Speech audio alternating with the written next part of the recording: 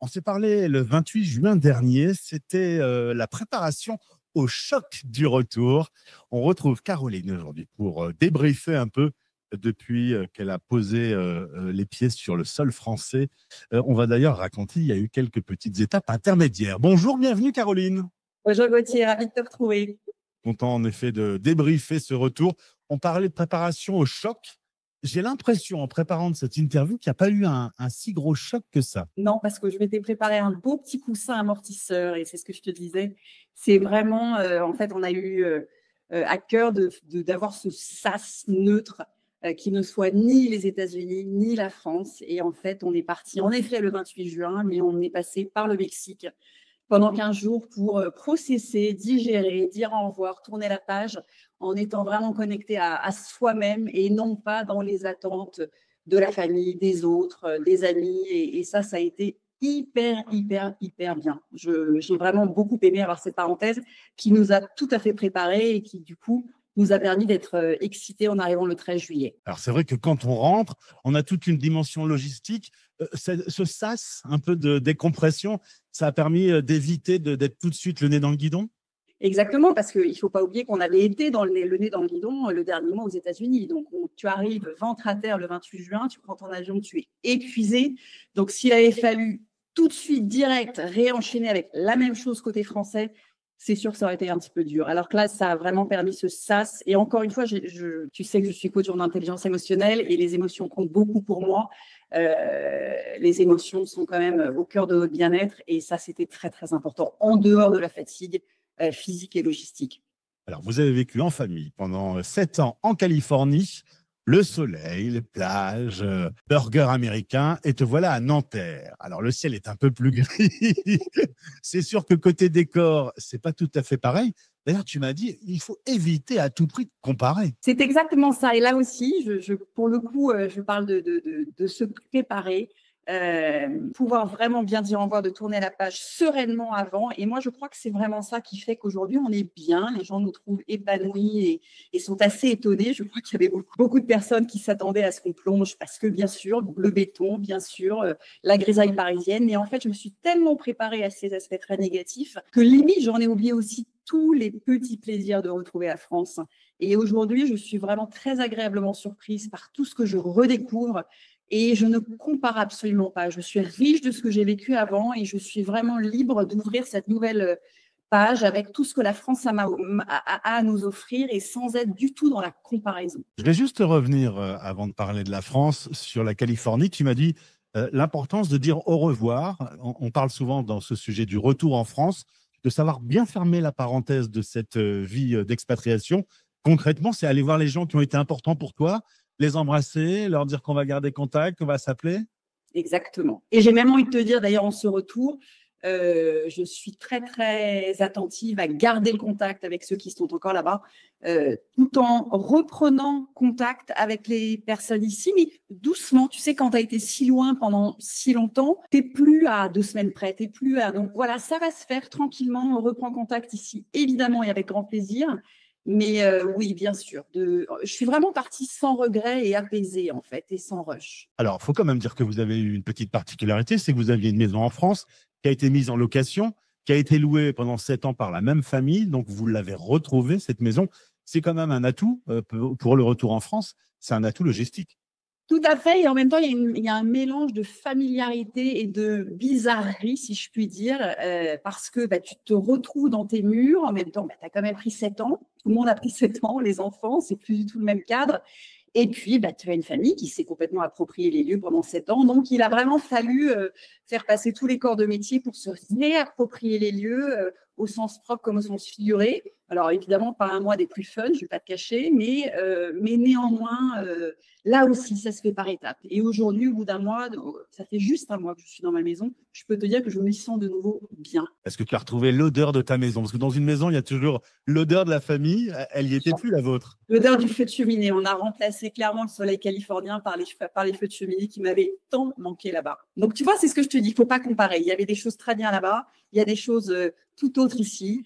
Ici, c'est les jogs en bord de Seine, c'est plus les jogs en bord de Pacifique. Mais voilà, il faut vraiment avancer, riche de ce qu'on a vécu et non pas ah oui, mais j'ai plus ça. Non, c'est vraiment le mindset qui est pour beaucoup. Alors, tu dis être dans le moment présent et puis profiter des petites choses surprenantes. Tu vas à la boulangerie et là, surprise, la commerçante te reconnaît. Ça, c'est vrai que ça m'a beaucoup touchée. En fait, quand tu as été finalement entre guillemets, nobody, c'est-à-dire que tu arrives à 42 ans, bien sûr qu'on s'est fait un tissu social, bien sûr qu'on s'est fait des amis, mais voilà, et que tu reviens et qu'en effet, ta petite boulangère te reconnaît, ton petit fromager te reconnaît, tu ne peux pas sortir de chez toi sans tomber sur un visage connu. Ça ne veut pas dire forcément des amis, mais un visage connu. C'est très enveloppant. Alors, autre sujet aussi, puisqu'on parlait du burger américain aujourd'hui. Bon, tu vas pas nous cacher, à nous Français, que retrouver la gastronomie, ça t'a fait du bien. Alors, tu sais, c'est drôle parce qu'on m'a toujours dit, alors, aux États-Unis, tu vas te prendre 5 kilos et tout. Et en fait, je n'ai pas grossi aux États-Unis. Mais alors, je pense qu'il faudra que je fasse attention à ne pas prendre 5 kilos au retour parce que dès que je fous les pieds dans le moindre magasin, je ne m'arrête plus. J'ai envie de tout acheter. Alors, on le dit souvent, un retour en France, c'est retrouver sa banque, c'est retrouver sa carte vitale, c'est devoir remettre en marche des choses dans une France qui a changé, puisque en 7 ans, il y a des choses qui ont évolué. Qu'est-ce qui a été facile et difficile sur cette partie-là? Les choses qui sont encore en cours, tu parles de la carte vitale. Je suis toujours à nobody pour la sécurité sociale. Je n'ai toujours pas de couverture. C'est en cours. Quoi d'autre? Ouais, il faut reprendre le train en marche. Il faut, mais là aussi, quand tu as des connexions, quand tu connais des gens qui te disent, qui t'expliquent et tout, t'es quand même de toutes les façons. Bien sûr que ça a changé, mais tu es quand même beaucoup moins perdu que quand tu arrives dans un pays que tu ne connais pas.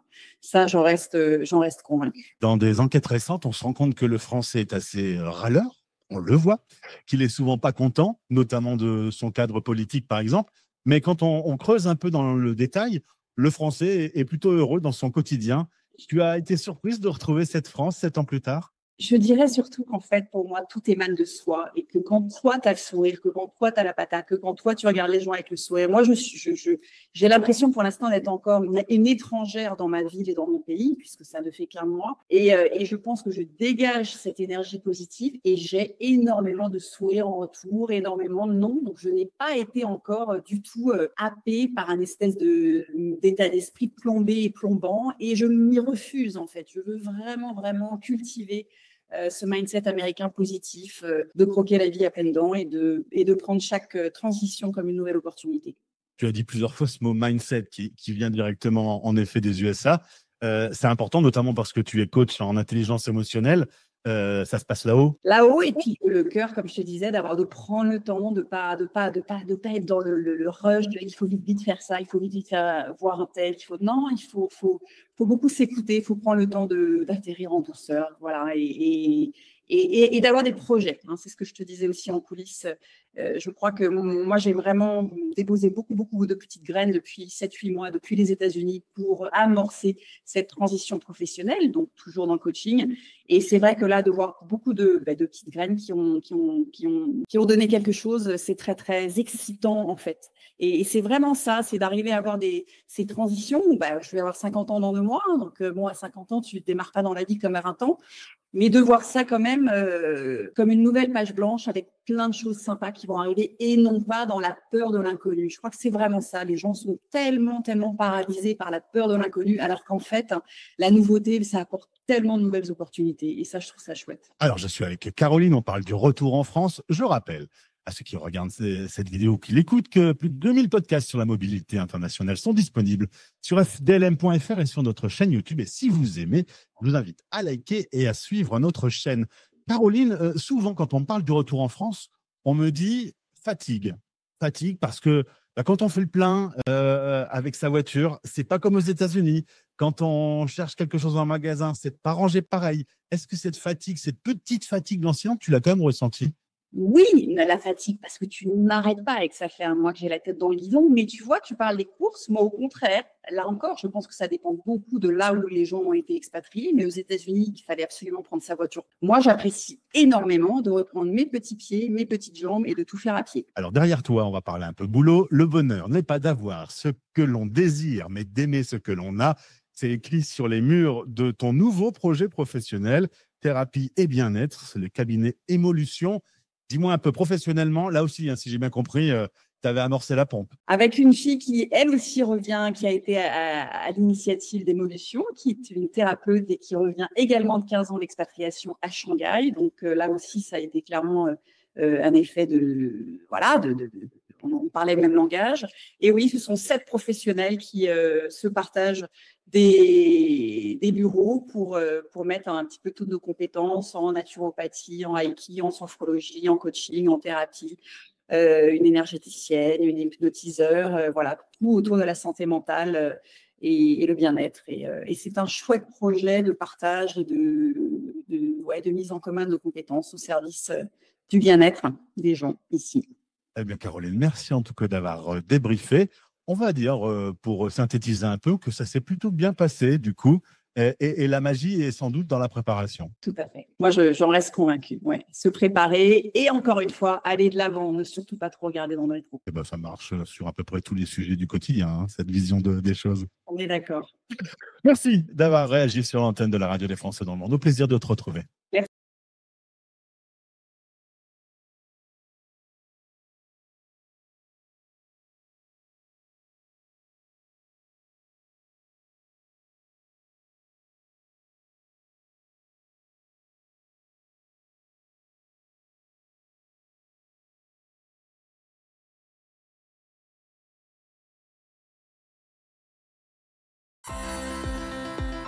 Vos podcasts sur la mobilité internationale sont sur fdlm.fr Français dans le monde. et sur YouTube en cherchant Français dans le monde.